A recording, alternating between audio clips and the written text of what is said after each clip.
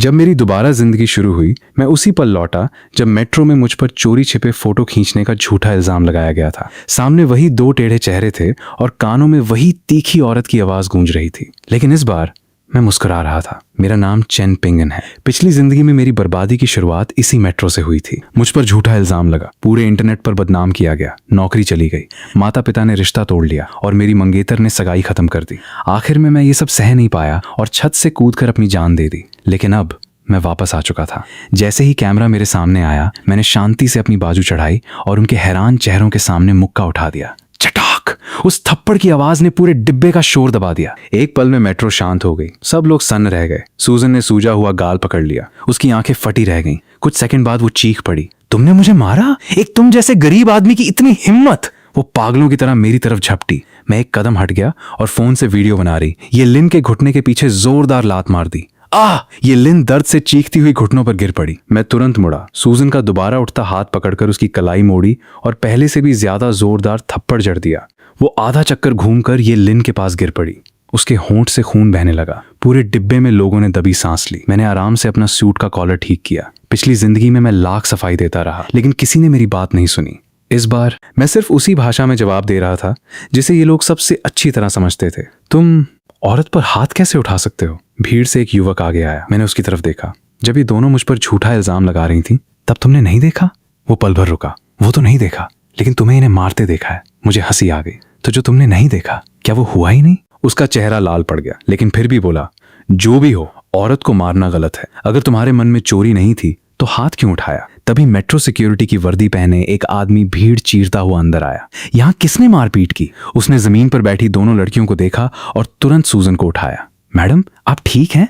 मैं उसे अच्छी तरह पहचानता था। जाओ लिजन। पिछली जिंदगी में इसी आदमी ने मेरा फोन छीन लिया था और झूठ बोल दिया था कि सीसीटीवी खराब है, जिससे मैं कभी अपनी बेगुनाही साबित नहीं कर पाया। सूजन ने उसे देखते ही रोना शुरू कर दिया। सिक्योरिटी भाई, यही आदमी हमारी चोरी छिपे फोटो खींच रहा था। हमने पकड़ लिया तो इसने हमें मार दिया। जाओ लिजन ने मेरी तरफ उंगली तान दी। अपना फोन मुझे दे दो। मैं उसकी तरफ देखकर मुस्कुराया। मेरी मुस्कान देखकर उसके चेहरे पर घबराहट साफ दिखाई देने लगी, क्योंकि मैंने अपनी आंखों से तुम्हें लोगों को मारते देखा है। मैंने बहस करने के बजाय सीधे अपना फोन निकाला और 110 पर कॉल लगा दिया। हेलो पुलिस, मैं मेट्रो में हूँ। कुछ लोगों ने मुझ पर चोरी छिपे फोटो खींचने का झूठा इल्जाम लगाया है और अब मेरा फोन छीनने की कोशिश कर रहे हैं। मेरी बात सुनते ही पूरा डिब्बा शांत हो गया। जाओ लिजन भी भौएं सिकोड़कर मुझे देखने लगा। क्या नाटक कर रहे हो? मैंने कॉल काटकर उसकी आंखों में देखते हुए कहा, पहली बात, तुम पुलिस नहीं हो। मुझे आदेश देने का तुम्हारे पास कोई अधिकार नहीं। दूसरी बात, मुझे ये मत कहना कि सीसीटीवी खराब है। इस डिब्बे में एक नहीं, कई कैमरा लगे हैं और वीडियो बनाने वाले भी सिर्फ एक दो लोग नहीं हैं।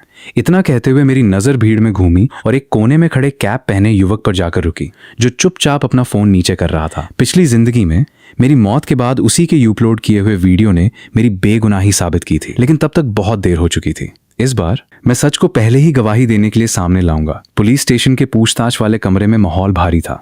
कोने में लगा पुराना एयर कंडीशनर लगातार आवाज कर रहा था। मेरे सामने बयान लिख रहा ऑफिसर करीब 40 साल का था। आंखों के नीचे सूजन लटक रही थी और वो बार बार पेन मेज पर बजा रहा था। उसके चेहरे पर साफ झुंझलाहट थी। बताओ, तुमने मारपीट क्यों की? मैंने शुरू से आखिर तक पूरी घटना बता दी। उन्होंने पहले मेरी बेइज्जती की, फिर झूठा इल्जाम लगाया। उसके बाद ही मैंने जवाब दिया, ये सेल्फ डिफेंस है। ऑफिसर की पेन रुक गई। Self defence? किसी की नाक टेढ़ी कर देना भी सेल्फ डिफेंस होता है? मैंने बिना घबराए कहा, कानून में कहीं नहीं लिखा कि कोई आपकी बेइज्जती करे और आप चुपचाप खड़े रहें। ऑफिसर आगे झुक गया। चेन पिंगन, अपना रवैया ठीक रखो। सामने वाली लड़की ने तुम्हारे खिलाफ जानबूझकर चोट पहुंचाने की शिकायत की है। अगर मेडिकल रिपोर्ट में चोट गंभीर निकली तो कई साल जेल में सड़ोगे। तुम्हारा पूरा भविष्य खत्म हो जाएगा। वही बातें, बिल्कुल वही शब्द। पिछली जिंदगी में भी उसने इसी कमरे में मुझसे यही कहा था। यहीं से मेरी जिंदगी पूरी तरह बर्बाद हुई थी। बाद में मुझे पता चला कि सूजन कोई मासूम लड़की नहीं थी। वो एक इंटरनेट इन्फ्लुएंसर थी जो लोगों को फंसाकर उनसे पैसे ऐंठती थी, और शहर में ऊंचे पद पर बैठा उसका चाचा ही उसका सबसे बड़ा सहारा था। लेकिन इस बार सब कुछ अलग था। मैंने उसकी आंखों में देखते हुए कहा, ऑफिसर, मुझे भी रिपोर्ट दर्ज करानी है। मैं उन लोगों पर बदनामी फैलाने और झूठा केस बनाकर फंसाने का मुकदमा करना चाहता हूँ। उन्होंने सार्वजनिक जगह पर झूठी बातें फैलाकर मेरी इज्जत खराब की है और मुझे मानसिक रूप से भारी नुकसान पहुंचाया है। ऑफिसर का चेहरा तुरंत सख्त हो गया। तो अब तुम उन्हीं पर इल्जाम लगाओगे? मैं शांत रहा। मैं सिर्फ सच बता रहा हूँ और अपने कानूनी अधिकार का इस्तेमाल कर रहा हूँ। वो मेज पर हाथ मारकर बोला, सच यही है कि तुमने लोगों को घायल किया है। मैंने उसकी बात अनसुनी कर दी। मेट्रो सिक्योरिटी गार्ड जाओ लिजुन ने भी अपनी ड्यूटी नहीं निभाई। हो सकता है वो उन लोगों का साथी हो। उसके खिलाफ कार्रवाई करने का अधिकार भी मैं सुरक्षित रखता हूँ। नियम के मुताबिक सीसीटीवी रिकॉर्डिंग कम से कम 30 दिन तक सुरक्षित रहती है। जिस डिब्बे में मैं था उसके आगे पीछे भी कैमरा लगे थे। मैं जहां खड़ा था वहां ब्लाइंड स्पॉट होना नामुमकिन है। अगर पुलिस कहेगी कि कैमरा खराब थे तो मैं लॉयर के जरिए जुडिशियल इन्वेस्टिगेशन की मांग करूंगा। मेरी बात खत्म होते ही पूरा कमरा शांत हो गया। ऑफिसर का चेहरा बदल गया। वो लगातार मेरी तरफ घूरता रहा।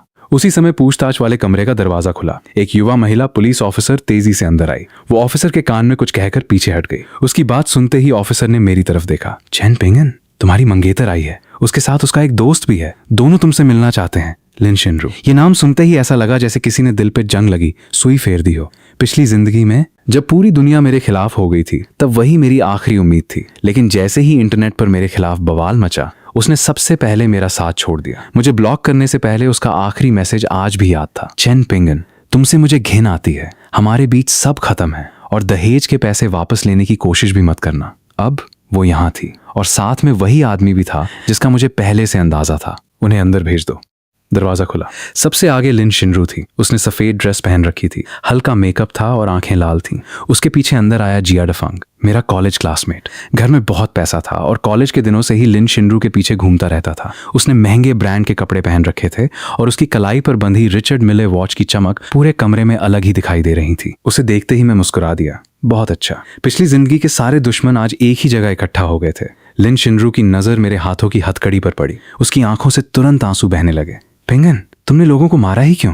तुम्हें पता भी है मामला कितना बड़ा हो गया है? उसकी पहली बात चिंता नहीं, सीधा इल्जाम थी। मैं चुपचाप उसे देखता रहा। तभी जिया डफंग बोला, पूरा इंटरनेट फट चुका है। हर जगह लोग तुम्हें चोरी छिपे फोटो खींचने वाला हिंसक और विकृत इंसान बता रहे हैं। सोचो शिनरू की कितनी बदनामी हो रही है। इतना कहकर उसने सहजता से अपना हाथ लिन शिनरू के कंधे पर रख दिया। लिन शिनरू ने उसे हटाया नहीं बल्कि हल्का सा उसकी तरफ झुक गई। वो दृश्य देखकर मेरा दिल ठंडा पड़ गया। पिछली जिंदगी में मैं इन्हीं दोनों की तुम्हारे भले के लिए वाली बातों में आ गया था। जब मुझे नौकरी से निकाला गया, कर्ज में डूब गया, तब न्यूज में देखा कि दोनों की सगाई हो चुकी थी। तभी समझ आया असल में ये दोनों पहले से ही एक दूसरे के थे। मूर्ख सिर्फ मैं था। मैंने शांत स्वर में पूछा, इतना बड़ा मामला बन गया है? जिया डफंग हंस पड़ा। बड़ा? बहुत बड़ा। उसने अपना नया फोन निकालकर मेरे सामने कर दिया। देख लो, अब तुम इंटरनेट सेलिब्रिटी बन चुके हो। स्क्रीन पर मेरी साफ तस्वीर थी। मेरे बगल की दोनों लड़कियों के चेहरे ब्लर किए गए थे। कमेंट सेक्शन गालियों से भरा पड़ा था। सबसे ऊपर किसी ने मेरा आईडी कार्ड, घर का पता और कंपनी की जानकारी तक अपलोड कर दी थी। लिन शिनरू कांपती आवाज में बोली, जल्दी उनसे माफी मांग लो। कुछ पैसे देकर मामला खत्म कर दो। अगर वो वेबो पोस्ट डिलीट कर दें और माफी का बयान जारी कर दें तो अभी भी सब ठीक हो सकता है। जिया डफंग तुरंत बोला, पिंगन, मेरी बात मानो। सूजन के परिवार की पहुंच बहुत ऊपर तक है। तुम उनसे नहीं जीत सकते। सबके सामने माफी मांग लो, थोड़ा कॉम्पेंसेशन दे दो और मामला खत्म कर दो। अगर पैसे नहीं हैं तो मैं उधार दे दूंगा। बस मार्केट रेट के हिसाब से इंटरेस्ट देना होगा। वो खुद को बड़ा नेक इंसान दिखा रहा था, लेकिन जिस मार्केट रेट इंटरेस्ट की बात कर रहा था उसका मतलब मैं अच्छी तरह जानता था। पिंगन, सुन रहे हो ना? मेरे चुप रहने पर लिन शिनरू और बेचैन हो गई। जिया डफंग तुम्हारी मदद करना चाहता है। अब भी क्या सोच रहे हो? जल्दी मान जाओ। क्या सच में चाहते हो कि कंपनी भी तुम्हें नौकरी से निकाल दे? उसके चेहरे पर चिंता और बेचैनी थी, लेकिन मुझे साफ समझ आ गया उसे मेरी बेगुनाही से ज्यादा अपनी जिंदगी की फिक्र थी। उसी समय पूछताछ वाले कमरे का दरवाजा फिर खुला। ऑफिसर माँ एक फाइल लेकर अंदर आया और उसे मेज पर पटक दिया। चैन पिंगन, ये सेटलमेंट एग्रीमेंट है। सामने वाली पार्टी चाहती है कि तुम 5 लाख रुपए मुआवजा दो और पब्लिक अपॉलॉजी वीडियो रिकॉर्ड करो। अगर साइन कर दोगे तो मामला यहीं खत्म हो जाएगा। 5 लाख रुपए, फिर वही रकम। पिछली जिंदगी में भी उन्होंने मुझ पर इसी रकम का दबाव बनाया था। जल्दी साइन करो, लिन शिनरू ने घबरा कर कहा। मैंने एग्रीमेंट की तरफ देखा तक नहीं, मेरी नजर सिर्फ उसी पर थी। लिन शिनरू, क्या तुम्हें मुझ पर भरोसा है? कमरे में सन्नाटा छा गया। सबकी नजरें उसी पर टिक गईं। मैंने दोबारा पूछा, क्या तुम्हें यकीन है कि मैंने चोरी छिपे फोटो नहीं खींची? वो कुछ पल चुप रही, फिर बोली, अब ये पूछने से क्या होगा? तुमने फोटो खींची या नहीं, इससे कोई फर्क नहीं पड़ता। सबने तुम्हें लोगों को मारते देखा है। क्या तुम थोड़ा मैच्योर नहीं बन सकते? कोई फर्क नहीं पड़ता। मैं हल्का सा मुस्कुराया। तो उसके लिए मेरी बेगुनाही की कोई कीमत नहीं थी। तभी जिया डफंग विजेता की तरह आगे आया। पिंगन, शिनरू तुम्हारे भले के लिए ही कह रही हैं। आज के जमाने में सच से फर्क नहीं पड़ता। लोग जिस बात पर यकीन करते हैं बस वही सच बन जाता है। उसने एग्रीमेंट उठाकर साइन वाली जगह दिखाई। साइन कर दो। 5 लाख रुपए मैं अभी ट्रांसफर कर देता हूँ। बाद में प्रॉमिसरी नोट लिख देना। बस एक माफी वाला वीडियो बना देना। 2-4 नरम बातें कहोगे, थोड़ी बेइज्जती सह लोगे। आदमी को झुकना भी आना चाहिए। तभी दरवाजे की दरार से 2 औरतों की हंसी सुनाई दी। वे सूजन और ये लिन थीं। सूजन हंसते हुए बोली, देखा, हम सोच रहे थे इसमें कितनी हिम्मत होगी, आखिर में तो झुकना ही पड़ा। ये लिन खिलखिलाई। 5 लाख रुपए, इस बार तो लॉटरी लग गई। आज रात सबसे महंगे जापानीज रेस्टोरेंट चलेंगे, उस गरीब आदमी से ही बिल भरवाएंगे। हा हा हा हा। उनकी आवाज धीमी थी लेकिन हर शब्द मेरे कानों में साफ पड़ रहा था। बाकी लोग जैसे कुछ सुन ही नहीं पाए। ऑफिसर माँ ने मेज पर हाथ मारा। जल्दी साइन करो, समय बर्बाद मत करो। मैंने सामने खड़े हर चेहरे को देखा। जिया डफंग जो पैसे से मेरी इज्जत खरीदना चाहता था, लिन शिनरू जो मुझे झूठा जुर्म कबूल करवाना चाहती थी, और बाहर खड़ी वे दोनों औरतें जो पहले ही अपनी जीत का जश्न मना रही थीं। इन सब ने मिलकर मेरे लिए वही जाल बिछाया था जिसमें मैं पिछली जिंदगी में बर्बाद हो गया था। लेकिन इस बार ऐसा नहीं होगा। मैंने धीरे से पेन उठा ली। मुझे पेन उठाते देख लिन शिनरू, जिया डफंग और ऑफिसर माँ तीनों ने राहत की सांस ली। अगले ही पल मैंने पेन पूरी ताकत से मेज पर दे मारी। ये अग्रीमेंट मैं साइन नहीं करूंगा। 5 लाख रुपए, 1 रुपया भी नहीं दूंगा। और माफी वाला वीडियो, उसका सपना देखना छोड़ दो। एक पल में पूरे कमरे की हवा जैसे जम गई। चेन पिंगन, क्या तुम पागल हो गए हो? सबसे पहले लिन शिनरू चीखी। तुम्हें पता भी है इसका अंजाम क्या होगा? ऑफिसर माँ गुस्से में मेज पर हाथ मारते हुए गर्जा। लगता है जब तक जेल नहीं जाओगे अक्ल नहीं आएगी। कोई है, इसे हिरासत में लो। 2 युवा पुलिस ऑफिसर तुरंत हथकड़ी लेकर मेरी तरफ बढ़े। उधर जिया डफंग का चेहरा भी ठंडा पड़ चुका था। वो मेरे करीब आकर धीमी आवाज में बोला, चेन पिंगन, मैंने तुम्हें मौका दिया था लेकिन तुमने मेरी इज्जत की कोई कीमत नहीं समझी। अब जब मेरी बात नहीं मानी तो अंदर जाकर इसका अंजाम भुगतना। मैंने उसके टेढ़े चेहरे को देखा। मेरे मन में सिर्फ एक ही एहसास था, बदला। मैं मुस्कुराया। मुझे हिरासत में लेना है? जरूर ले लो। मैंने खुद ही दोनों हाथ आगे बढ़ा दिए। लेकिन हथकड़ी लगाने से पहले बेहतर होगा कि तुम लोग एक दिलचस्प चीज देख लो। मेरी बात पूरी होते ही पूछताछ वाले कमरे का दरवाजा जोर से खुला। एक अधेड़ उम्र का आदमी अंदर आया। उसने ऊंचे पद की पुलिस यूनिफॉर्म पहन रखी थी। उसके चेहरे का रौब ऐसा था कि पूरा कमरा एक पल में शांत हो गया। उसके पीछे 2 अधिकारी रिकॉर्डिंग डिवाइस लिए अंदर आए। ऑफिसर माँ ने जैसे ही उसे देखा वो कुर्सी से उछल पड़ा। जियांग डायरेक्टर, आप यहाँ कैसे? जियांग डायरेक्टर ने उसकी तरफ देखा तक नहीं। वो सीधे कंप्यूटर के पास गया और अपने साथ आए अधिकारी से बोला, 5 मिनट पहले justice will never be absent नाम के अकाउंट से अपलोड हुआ वीडियो चलाओ। सब ध्यान से देखेंगे।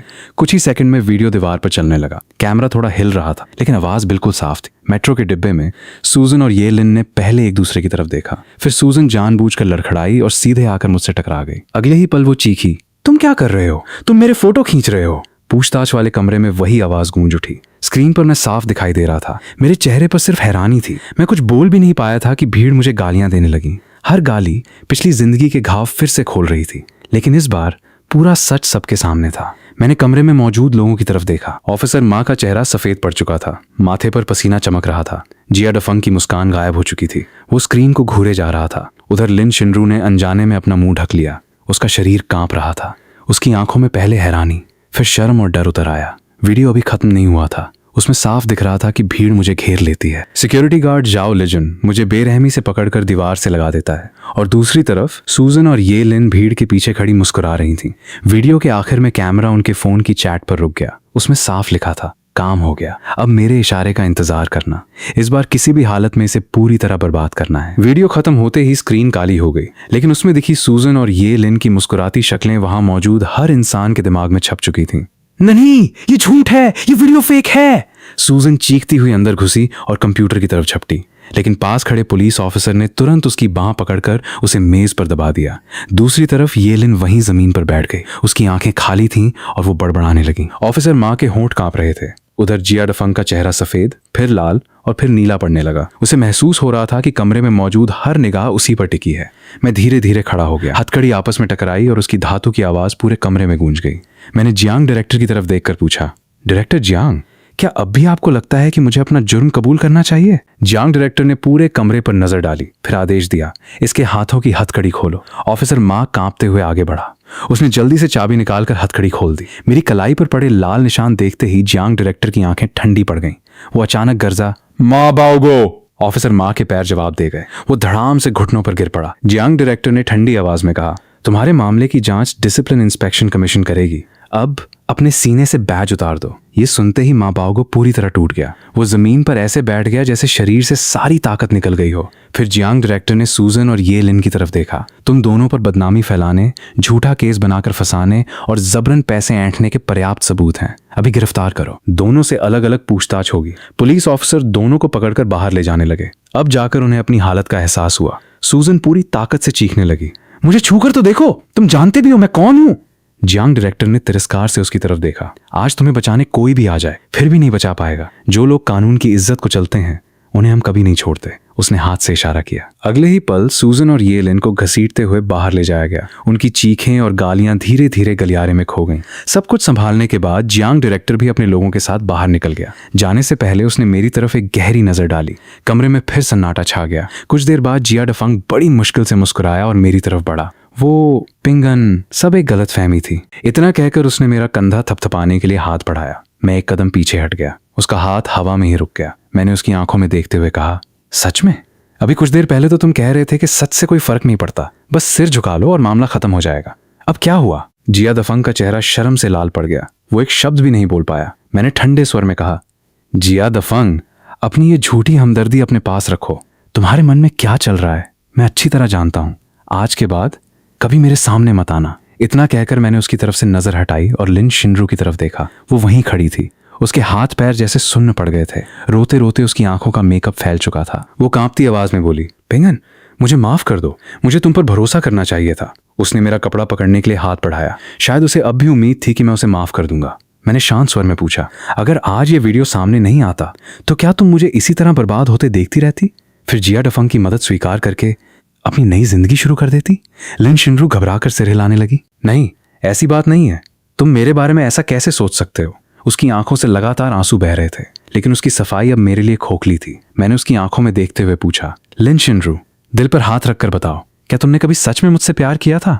वो पूरी तरह चुप हो गई। चेहरे का सारा रंग उड़ चुका था। शायद जब मेरी सालाना सैलरी 3 लाख रुपए थी, जब मैं उसके लिए महंगे बैग खरीद सकता था, उसे अच्छे रेस्टोरेंट ले जा सकता था, तब उसने मुझसे प्यार किया होगा। लेकिन जैसे ही मुसीबत आई, जैसे ही मैं उसके लिए बोझ बनने लगा, उसका प्यार भी खत्म हो गया। पास खड़ा जिया डफंग तिलमिला उठा। उसने लिन शिनरू को पीछे खींच लिया। चेन पिंगन, शिनरू पर झूठे इल्जाम मत लगाओ। वो कैसी लड़की है मैं तुमसे बेहतर जानता हूं। सिर्फ इसलिए कि आज मामला तुम्हारे पक्ष में हो गया, तुम सारी गलती उसी पर नहीं डाल सकते। मैंने ठंडी नजर से उसे देखा। ये हमारे बीच की बात है, बीच में बोलने का तुम्हें कोई हक नहीं। वो गुस्से से बोला, मैं बोलूंगा। एक वीडियो से कुछ नहीं बदलता। जिस वीडियो में तुम लोगों को मार रहे हो वो अभी भी इंटरनेट पर है। मैं शांत रहा। मैंने सेल्फ डिफेंस में हाथ उठाया था। जिसने पूरा वीडियो देखा होगा वो खुद फैसला कर लेगा। जिया डफंग हंस पड़ा। इंटरनेट पर लोग खुद फैसला नहीं करते, उन्हें जैसा दिखाया जाता है वे वही मानते हैं। चेन पिंगन, मैं आखिरी बार कह रहा हूँ, शिनरू से माफी मांग लो। मैं ये मामला दबा दूंगा, वरना दूसरी बार होने वाले इंटरनेट अटैक के लिए तैयार रहना। इतना कहकर वो रोती हुई लिन शिनरू को लेकर बाहर चला गया। दरवाजे तक पहुंचकर भी उसने एक बार पीछे मुड़कर मुझे देखा। मैंने मन ही मन कहा, दूसरी बार इंटरनेट अटैक, मैं उसका इंतजार करूंगा। पुलिस स्टेशन से बाहर निकलते ही तेज धूप आंखों में चुभने लगी। मैंने फोन ऑन किया। मिस्ड कॉल्स और मैसेजेस की बाढ़ आ गई। सबसे पहले मैंने अपने माता पिता को कॉल करके बताया कि मैं ठीक हूँ, ये सिर्फ एक गलत फहमी थी, इसलिए उन्हें चिंता करने की जरूरत नहीं है। इसके बाद मैंने इंटरनेट खोला। जैसा मैंने सोचा था वैसा ही हुआ। पूरा वीडियो सामने आने के बाद इंटरनेट 2 हिस्सों में बंट चुका था। एक तरफ लोग मेरा समर्थन कर रहे थे, तो सच ये था, ये दोनों लड़कियां लोगों को फंसाकर पैसे ऐंठती थीं। चेन पिंगन ने बिल्कुल सही किया। लेकिन दूसरी तरफ कुछ बड़े मार्केटिंग अकाउंट्स फिर से माहौल बदलने में जुट गए। झूठा इल्जाम लगाना गलत है, लेकिन हिंसा भी सही नहीं हो सकती। फोटो खींचने का आरोप झूठा था, लेकिन मारपीट तो सच है। किसी भी वजह से किसी लड़की को इतनी बुरी तरह मारना सही नहीं। साफ था, सूजन और ये लिन के पीछे खड़ी एजेंसी अब लोगों का ध्यान झूठे इल्जाम से हटाकर सिर्फ मारपीट पर ले जाना चाहती थी। उसी समय कंपनी के ह्यूमन रिसोर्सेज डिपार्टमेंट का कॉल आया। चेन पिंगन, इंटरनेट पर चल रहे मामले को देखते हुए कंपनी मैनेजमेंट ने फैसला किया है कि तुम्हें फिलहाल सस्पेंड किया जाता है। कल ऑफिस आकर आगे की फॉर्मेलिटीज पूरी कर लेना। उसकी आवाज बिल्कुल ठंडी थी। पिछली जिंदगी की तरह इस बार भी उन्होंने मुझे सफाई देने का एक मौका तक नहीं दिया। उनकी नजर में मुसीबत में फंसा एम्प्लॉय सिर्फ बोझ होता है। मैंने कॉल काट दिया। मुझे हैरानी नहीं हुई, तूफान अभी बस शुरू हुआ था। लेकिन अब मैं पिछली जिंदगी वाला चेन पिंगन नहीं था। मैंने कॉन्टैक्ट लिस्ट खोली और एक नाम पर उंगली रुक गई, लियू रुयान। उसकी लॉ फर्म शहर के सबसे व्यस्त सीबीडी में थी। पूरी एक मंजिल उसी की थी। जब मैं वहां पहुंचा, वो खिड़की के सामने खड़ी फोन पर बात कर रही थी। उसकी आवाज तेज, साफ और आत्मविश्वास से भरी थी। कॉल खत्म होते ही वो मेरी तरफ मुड़ी। उसकी नजर सिर से पांव तक मुझ पर घूमी, जैसे मुझे परख रही हो। चेन पिंगन जी, मेट्रो वाले केस के वही व्यक्ति? हाँ। वो मेरे सामने बैठ गई और बोली, मेरी कंसल्टिंग फी 5,000 रुपए प्रति घंटा है, फिर भी मुझसे मिलना चाहते हो? मैंने बैंक कार्ड उसके सामने रख दिया। इसमें 2 लाख रुपए हैं। फिलहाल इसे लॉयर फी समझ लीजिए। अगर कम पड़े तो बाकी का इंतजाम भी कर लूंगा। ये मेरी कई सालों की पूरी बचत। पिछली जिंदगी में यही पैसा मैं लिन शिनरू के साथ नए घर की डाउन पेमेंट के लिए रखने वाला था। लेकिन आखिर में वही रकम उसके पास चली गई। लियू रुयान ने कार्ड की तरफ देखा, मगर उसे उठाया नहीं। पैसे कोई समस्या नहीं है, मैं सिर्फ चुनौती भरे केसेस लेती हूँ। पहले ये बताओ, तुम्हारी मांग क्या है? मैंने बिना रुके कहा, मेरी 4 मांगे हैं। पहली, मैं सूजन ये लिन और उनके पीछे की एजेंसी पर केस करना चाहता हूँ। उन पर बदनामी फैलाने, झूठा इल्जाम लगाने और जबरन पैसे ऐंठने का मुकदमा करूंगा। मैं चाहता हूं कि कानून उन्हें ऐसी सजा दे कि वे फिर कभी किसी और की जिंदगी बर्बाद न कर सकें। दूसरी, मैं मेट्रो कंपनी और सिक्योरिटी गार्ड जाओ लिजन पर भी केस करूंगा। उन्होंने अपनी ड्यूटी नहीं निभाई और मुझे भारी नुकसान पहुंचाया। मैं चाहता हूं कि वे सार्वजनिक माफी मांगें और मेरे मानसिक नुकसान की भरपाई करें। तीसरी, जिन मार्केटिंग अकाउंट्स और इंटरनेट इन्फ्लुएंसर्स ने बिना सच जाने मेरे खिलाफ झूठा माहौल बनाया, मैं उनकी भी कानूनी जिम्मेदारी तय करवाऊंगा। और चौथी, मैं फेंग हुआ ग्रुप पर भी केस करूंगा। बिना किसी जांच के मुझे सस्पेंड करना गैर कानूनी था। मैं अपनी जॉब वापस चाहता हूं और हुए नुकसान का पूरा मुआवजा भी।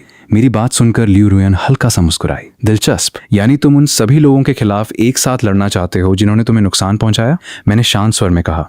मैंने किसी से दुश्मनी शुरू नहीं की, लेकिन जिसने मुझे बर्बाद करने की कोशिश की उसे उसकी कीमत चुकानी होगी। लियू रुयन ने मेज पर उंगलियां हल्के से थपथपाईं। जिन लोगों से तुम टकराना चाहते हो उन्हें हल्के में मत लेना। सूजन के पीछे प्रोफेशनल ब्लैक पीआर कंपनी है। मेट्रो कंपनी एक स्टेट ओन्ड एंटरप्राइज है। मार्केटिंग अकाउंट्स के पीछे बड़े कैपिटल का सहारा है और फेंगहुआ ग्रुप भी इस शहर की सबसे बड़ी कंपनीज में से एक है। मैंने उसकी आंखों में देखते हुए कहा, इसीलिए तो मैं तुम्हारे पास आया हूं। वो मुस्कुराई। तुम्हें इतना भरोसा क्यों है कि मैं ये केस जीत सकती हूँ? मैंने जवाब दिया, क्योंकि तुम इस शहर की सबसे अच्छी और सबसे महंगी लॉयर हो। 5 साल में 100 से ज्यादा केसेस और एक भी हार नहीं। लोग कहते हैं तुम नामुमकिन को भी मुमकिन बना देती हो। ये सब मुझे पिछली जिंदगी में पता चला था। तब मेरे पास कंसल्टिंग फी देने के भी पैसे नहीं थे। लियू रुयन की मुस्कान और गहरी हो गई। सिर्फ मेरी तारीफ से काम नहीं चलेगा। ये बताओ, तुम्हारे पास सबूत क्या है?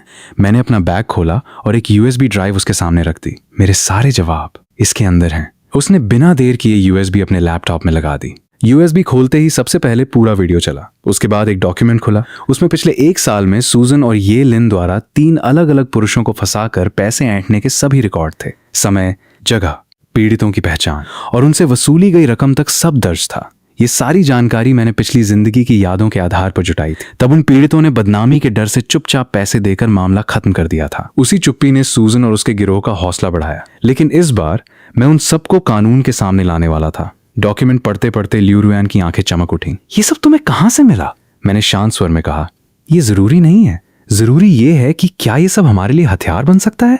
वो मुस्कुराई। हथियार? ये तो सीधा न्यूक्लियर बॉम्ब है। उसने लैपटॉप बंद किया और मेरी तरफ हाथ बढ़ाया। चेन पिंगन, ये केस मैं ले रही हूँ। Happy cooperation. मैंने भी उसका हाथ थाम लिया। Happy cooperation. फिर उसने कहा, लेकिन मेरी एक शर्त है। आज से मीडिया के सामने तुम क्या बोलोगे और क्या नहीं, सब पहले मुझसे तय होगा। मैं अपने क्लाइंट को बिना प्लानिंग के कुछ भी करने नहीं देती।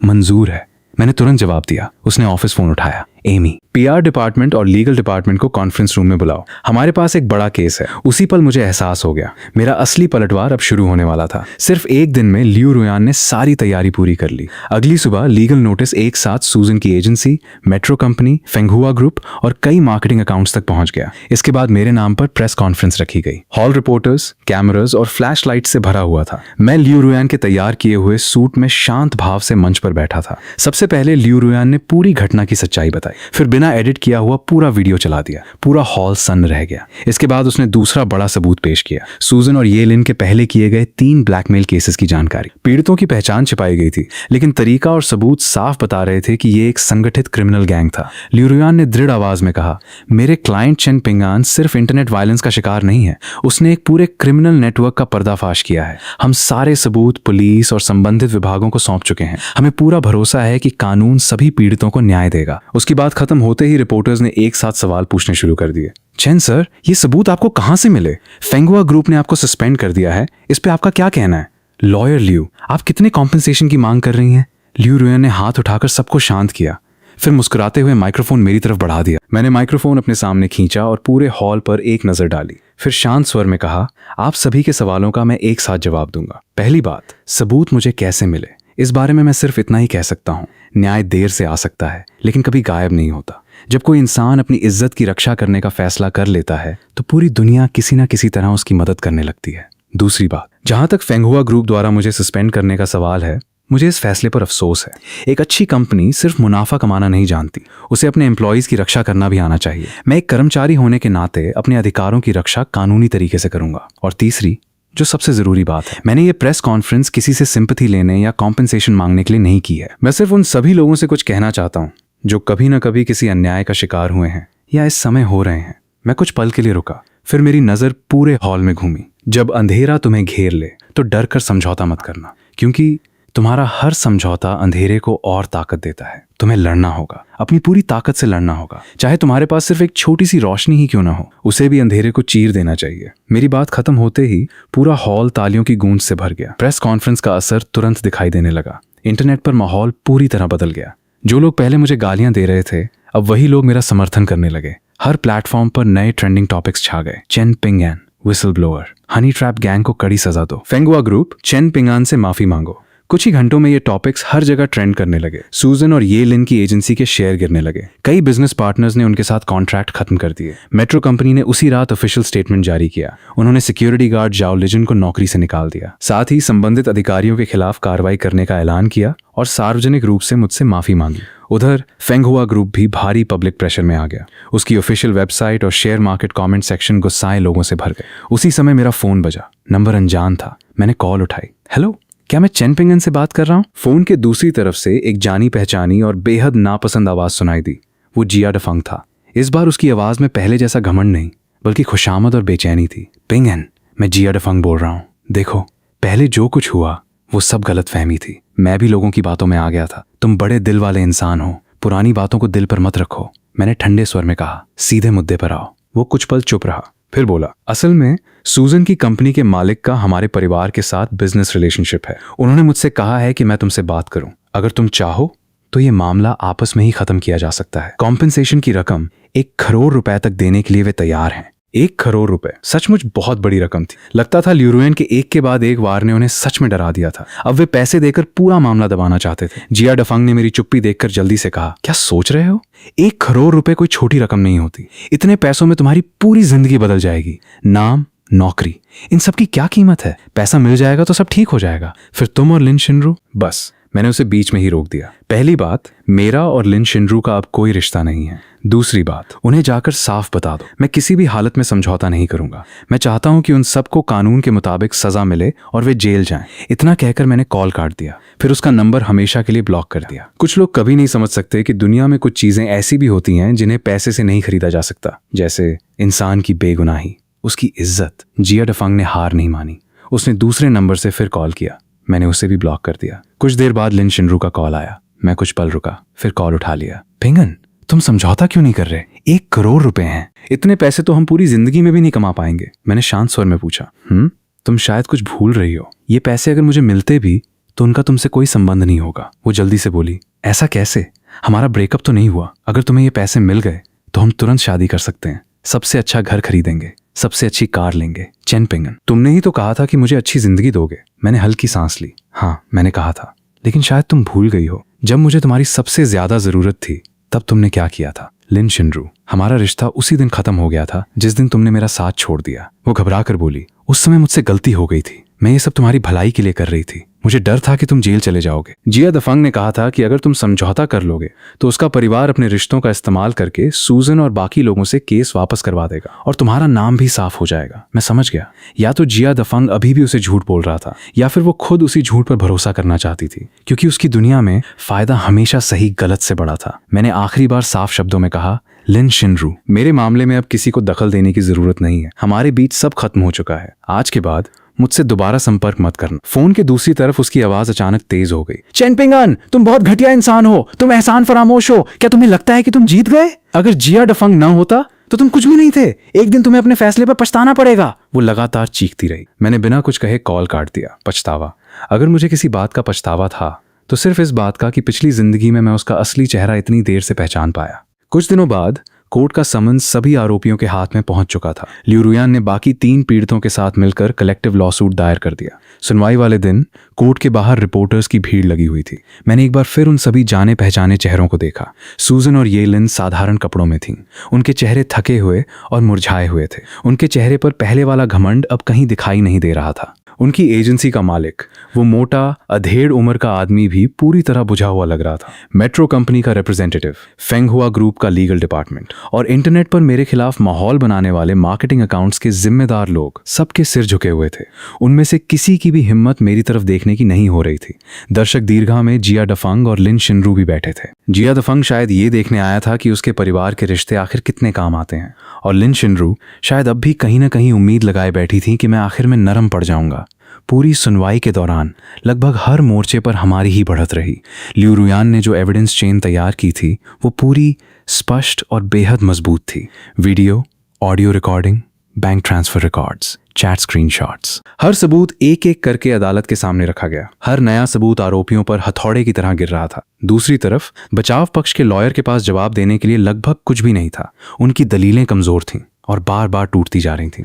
आखिर में अपना अंतिम बयान देते समय सूजन और ये लिन दोनों फूट फूट कर रोने लगीं।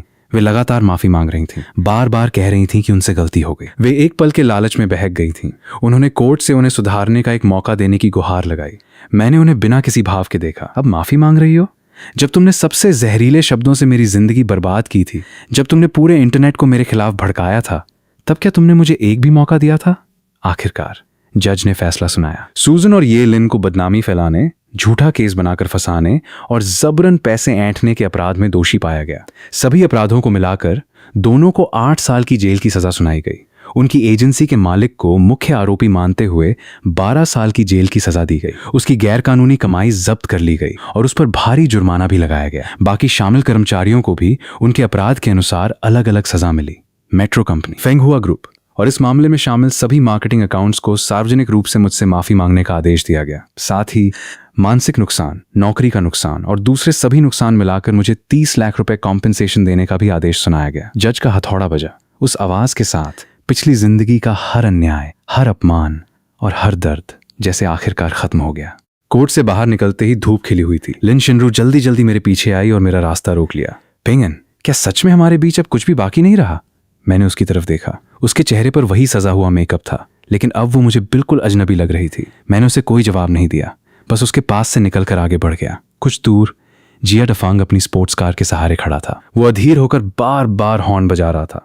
उसी दुनिया से अब उसका रिश्ता था और मेरी दुनिया में अब उसके लिए कोई जगह नहीं बची थी। उसी समय पीछे से लियू रुयान की आवाज आई, चेन पिंगन, जरा रुको। मैं मुड़ा। वो मेरे पास आई और एक फाइल मेरी तरफ बढ़ा दी। ये फेंगहुआ ग्रुप की ऑफिशियल अपॉलजी लेटर और अपॉइंटमेंट लेटर है। उन्होंने तुम्हारी जॉब बहाल कर दी है। साथ ही वे चाहते हैं कि तुम उनकी नई पब्लिक रिलेशंस क्राइसिस डिपार्टमेंट के डायरेक्टर बनो। सैलरी पहले से 3 गुना होगी। मैंने फाइल खोली। अंदर सुनहरे अक्षरों वाला अपॉइंटमेंट लेटर रखा था, किसी भी आम नौकरी करने वाले इंसान के लिए।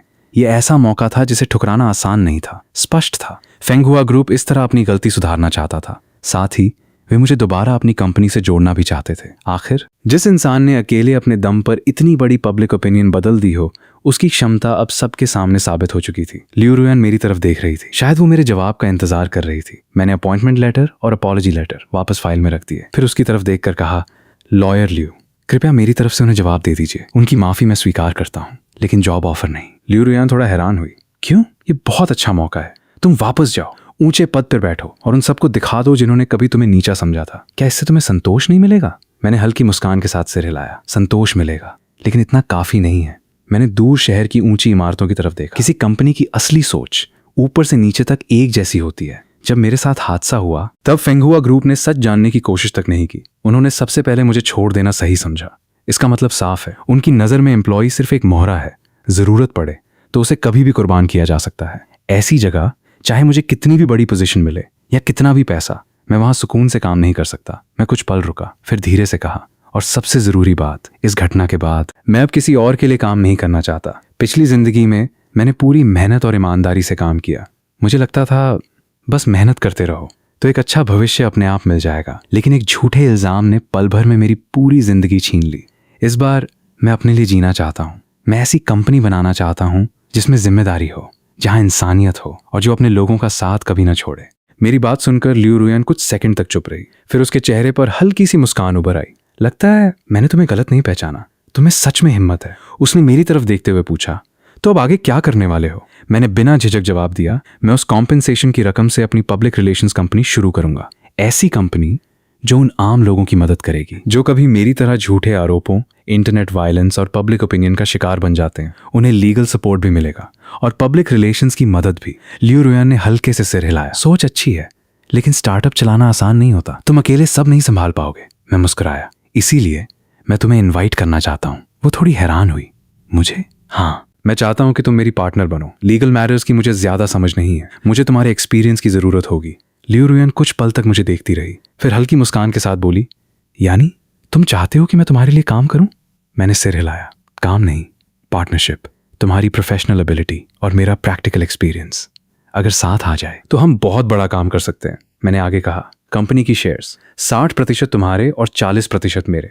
लियू रुयान ने तुरंत जवाब नहीं दिया। उसने दोनों हाथ बांध लिए और मुझे ध्यान से देखती रही। कुछ देर बाद वो बोली, नहीं, 50। मैं बिना एक पल गंवाए मुस्कुरा दिया। डील। मैंने अपना हाथ आगे बढ़ाया। लियू रुयान ने भी हाथ बढ़ाकर मजबूती से मेरा हाथ थाम लिया। Happy cooperation mister Chen. मैं मुस्कुराया। Happy cooperation miss Liu. दोनों एक दूसरे की तरफ देखकर मुस्कुरा दिए। 1 महीने बाद storm walker public relations consulting को LTD आधिकारिक रूप से शुरू हो गई। कंपनी का नाम मैंने ही रखा था। मेरी इच्छा थी कि जब भी कोई इंसान मुश्किलों के तूफान में फंस जाए, हम उसके लिए रास्ता दिखाने वाले बने। हम उसकी आवाज़ सुने और उसके लिए आवाज़ उठाएं। कंपनी खुलने वाले दिन जिया दफांग और लिन शिनरू ने भी एक फ्लावर बास्केट भेजा। उस पर लिखा था, बिजनेस के लिए शुभकामनाएं। मैंने स्टाफ से साफ कहा, इन फ्लावर बास्केट को और इनके साथ आई शुभकामनाओं को भी सीधे कूड़ेदान में फेंक दो। कुछ लोगों की शुभकामनाएं मेरे लिए किसी गंदगी से कम नहीं थी। कंपनी का पहला क्लाइंट एक कॉलेज की लड़की थी। उसे ट्रेनिंग स्कैम में फंसाकर इंटरनेट पर बदनाम किया गया था। दूसरा क्लाइंट एक डिलीवरी बॉय था। उस पर एक बुजुर्ग को गिराकर भागने का झूठा इल्जाम लगाया गया था और उससे पैसे ऐंठने की कोशिश की गई थी। तीसरी क्लाइंट एक हाउसवाइफ थी। एक मीडिया चैनल ने उसकी वीडियो को जानबूझकर एडिट करके उसे निर्दयी सास की तरह पेश कर दिया था। हर केस मेरी अपनी पिछली जिंदगी की याद दिलाता था। मैं और लियू रुयान अपनी टीम के साथ मिलकर सबूत इकट्ठा करते, सच सामने लाते, इंटरनेट ट्रोल्स का जवाब देते और एक एक करके हर मुकदमा जीतते गए। धीरे धीरे storm walker public relations consulting को LTD का नाम दूर दूर तक फैलने लगा। जब भी किसी आम इंसान के साथ अन्याय होता और उसे कहीं से मदद नहीं मिलती तो लोग हमारी कंपनी तक पहुंचने लगे। हम उन लोगों की आखिरी उम्मीद बन चुके थे। एक रात ओवरटाइम खत्म होने के बाद मैं और लियू रुयान साथ साथ घर लौट रहे थे। शहर की नियॉन लाइट्स चारों तरफ चमक रही थीं। चलते चलते उसने मेरी तरफ देखा। थक गए हो? मैं हल्का सा मुस्कुराया। थकता तो हूं, लेकिन ये थकान भी अच्छी लगती है। वो भी मुस्कुराई। हाँ, पहले मैं केस सिर्फ जीतने के लिए लड़ती थी या फिर पैसे कमाने के लिए, लेकिन अब लगता है कि इसमें कुछ और भी है। मैंने उसकी तरफ देखा। क्या? वो कुछ पल चुप रही, फिर मुस्कुराकर बोली, शायद इसे संतोष कहते हैं। उसने मेरी तरफ देखा। सड़क किनारे लगी स्ट्रीट लाइट की रोशनी उसकी आंखों में चमक रही थी, मानो उनमें 2 चमकते हुए तारे बस गए हों। मैं उसकी मुस्कान को देखता रहा। अनजाने में मेरे चेहरे पर भी मुस्कान आ गई। पिछली जिंदगी में वही मेट्रो मुझे मौत की तरफ ले गई थी, लेकिन इस जिंदगी में उसी घटना ने मुझे एक बिल्कुल नई जिंदगी दे दी।